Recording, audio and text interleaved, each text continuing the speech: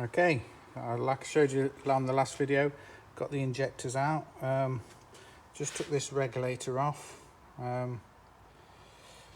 couple of things I've done. I believe this, I've got to read the instructions that come with the fitting kit, but I believe that line makes it line up with the sort of ports inside. So what I've done, as you can see there, I've just given myself a little, nothing touches on there. The nut sort of sits on this sort of top bit. So I'll give it a centre punch so I see where it can go. There's all the bits there. I've undone all the bolts. I'll just give it a tap just on this bit, just very gently, and it's come apart. I know some people say you've got to warm them up. I've watched a guy warm it up and heat it up to get it apart, but it literally just tapped and come straight apart. So I'm not going to take it apart yet until I get my rebuild kit, but that's basically the gist of it. That's the piston that goes up and down, and then there's the lock nut, and this bit sort of bends right over to stop this central pin. That feels nice and free, so I can look at the bit this touches on as well and make sure that's set sort of right.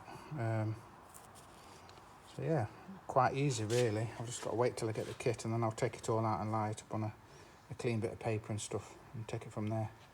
So just do a little one there, but I'll do another video when it's all to bits and I start putting it back together.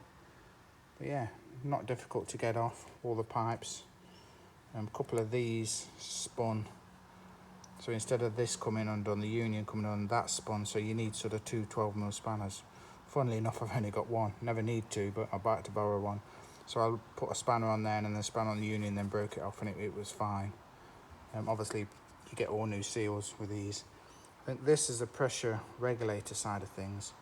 Looks to me like that's a lock nut and it's adjustable, because there's an Allen key in the end.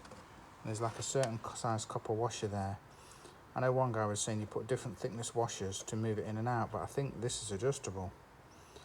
He didn't mention that, but he was doing the 911 one, but it was the same sort of affair. So when I undid this, the pin came undone with it, exactly the same. So I'm not going to take this nut off there. I'm not going to touch that adjustment. I'm going to put it back with the same copper washer as well, and then see where we go, because I think the thickness of the copper washer, obviously where that's adjusted on there, it moves sort of the piston in and out. I've had the piston out and the washers look okay, but I'm going to replace them because they come with the kit. So I think that's so you can undo that lock nut and adjust the pressure when you've got your pressure gauge on. But I'm not assuming that don't look like, with it being seized up, I don't think that's probably been messed with. So it's probably my injectors that were causing the problem. So I don't want to disturb this and mess about disturbing this when it's probably set right. So I'm going to put it back as it was, and then at least I know I can adjust it with this on.